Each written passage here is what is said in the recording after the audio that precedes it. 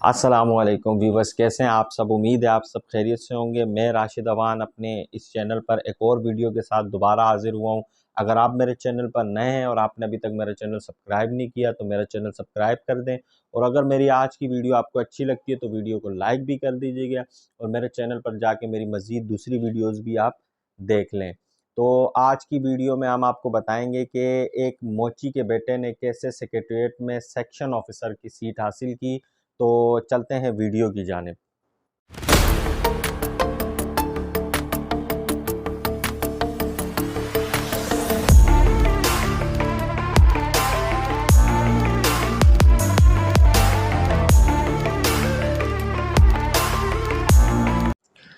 ये आज से 10 साल पहले की बात है कि 10 साल पहले सेक्रेटरीट में सेक्शन ऑफिसर की तकर्री के लिए पब्लिक सर्विस कमीशन ने एक इश्तिहार जारी किया जिसमें उन्होंने सेक्शन ऑफिसर के लिए रिक्वायरमेंट डाली।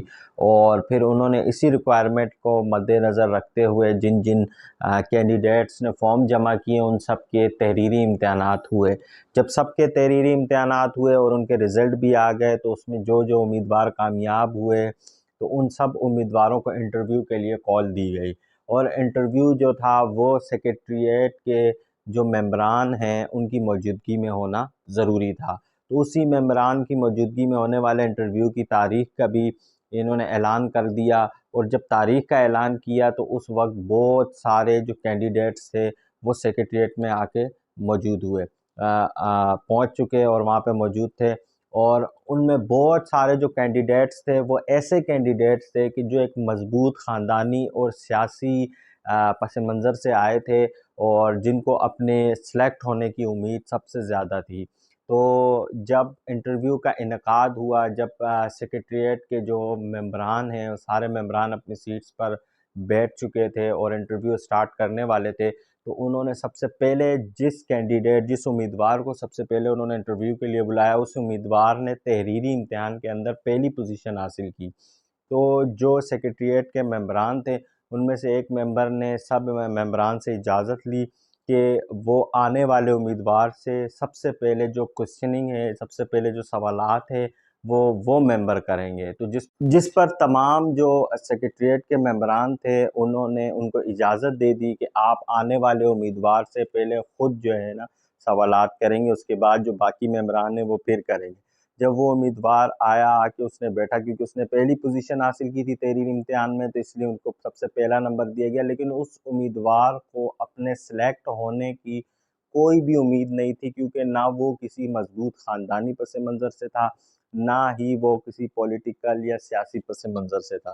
तो बहरहाल उसने इंटरव्यू के लिए वो आ गया। जब वो सेक्शन ऑफिसर्स के इंटरव्यू रूम में आके बैठा, जब उससे क्वेश्चन आंसरिंग शुरू हुई तो जिस मेंबर ने इजाज़त ली थी उस मेंबर ने सवालात करना स्टार्ट किए। तो सबसे पहला उसने एक सवाल पूछा, उसने ये सवाल पूछा, उसने कहा कि बेटा आप ये बताओ कि आपके जो वालिद साहब हैं वो क्या करते हैं? जिस पर उस लड़के ने जवाब दिया कि उनके जो वालिद साहब हैं वो एक मोची हैं। तो उसके बाद उन्होंने दूसरा सवाल किया और दूसरा सवाल उन्होंने उस कैंडिडेट से, उम्मीदवार से ये किया कि आप अपनी ज़िंदगी का कोई भी नाक़ाबिल फ़रामोश वाक़या सुनाएँ। तो जिस पर उस कैंडिडेट ने थोड़ा-सा लंबा-चौड़ा जवाब दिया, जिसके अंदर उसने कहा कि मैं इंटर कॉलेज का वाक़या है, जब मैं इंटर कॉलेज में पढ़ता था, तो उस वक़्त हमारे कॉलेज के अंदर एक तक़रीरी मुक़ाबला मुनक़्क़िद हुआ। जब तक़रीरी मुक़ाबला मुनक़्क़िद हुआ तो इसके कुछ दोस्त, शरारती दोस्तों ने इससे पूछे बगैर, इसकी रज़ामंदी के बगैर इसका नाम तकरीर के लिए दे दिया। जब इसका नाम तकरीर के लिए दिया तो जब इसका नंबर आया और इसका नाम स्टेज पर पुकारा गया तो इसके दोस्तों ने इसको ज़बरदस्ती उठाया और उठा के, और उस कैंडिडेट ने कहा कि मुझे ज़बरदस्ती उठा के मुझे स्टेज पर जाके खड़ा कर दिया। अब ये कैंडिडेट इतना गरीब था कि इसके जो जूते थे वो फट चुके थे, वो इस्तेमाल के काबिल नहीं थे, तो वो नंगे पाँव था, तो उसको नंगे पाँव स्टेज के ऊपर उन्होंने ला के खड़ा कर दिया।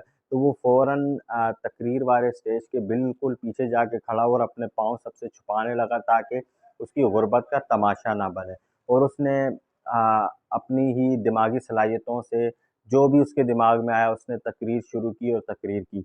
उस मुकाबले के नताइज जो थे वो उसी वक्त देने होते थे, तो इसलिए फिर उस कैंडिडेट को जब उसने तकरीर कर दी तो उसको वहीं पे स्टेज के साइड पे खड़ा कर दिया गया, और उसी वक्त जो उस तकरीर के जो मौजूद जजेस थे उन्होंने जब नतीजे का ऐलान किया तो उसमें इस कैंडिडेट को जो है वो पहली पोजीशन मिली, फर्स्ट पोजीशन इसने हासिल की। तो फिर जब ये इसके नंगे पाँव थे और ये वहाँ से स्टेज से भागने की सोच रहा था, लेकिन इसके दोस्तों ने फिर इसको उठा के इनाम की तरफ ले गए। तो उस वक़्त कह रहा है कि मेरी आँखों में आँसू आ गए, और एक आँसू खुशी के भी थे, आँसू गम के भी थे। गम के आँसू इसलिए थे कि उसकी गुर्बत से पर्दा उठ गया था, और खुशी के आँसू इसलिए थे कि एक तरफ अल्लाह पाक ने उसको गुर्बत दी, तो दूसरी तरफ अल्लाह पाक ने उनको दिमागी सलाहियतें भी दी, जिसके बलबूते पे वो बहुत सारे इनामात जीत सकता था, और जीत रहा था। उसकी दिमागी सलाहियतें बहुत अच्छी थी।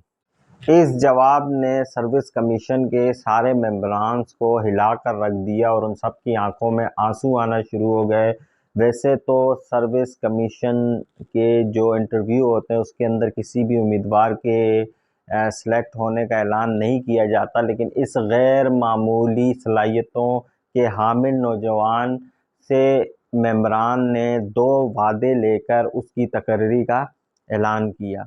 तो उससे जो 2 वादे लिए गए उसमें पहला वादा ये था कि उससे उन्होंने ये वादा लिया कि जिस तरह आज आपको बगैर किसी सिफारिश के मेरिट के ऊपर पब्लिक सर्विस कमीशन ने आपको सिलेक्ट किया है सेक्शन ऑफिसर के लिए, तो आप भी अपनी पूरी सर्विस के अंदर इस मेरिट के अमल को जो है बरकरार रखेंगे और मेरिट की अमलदारी करेंगे।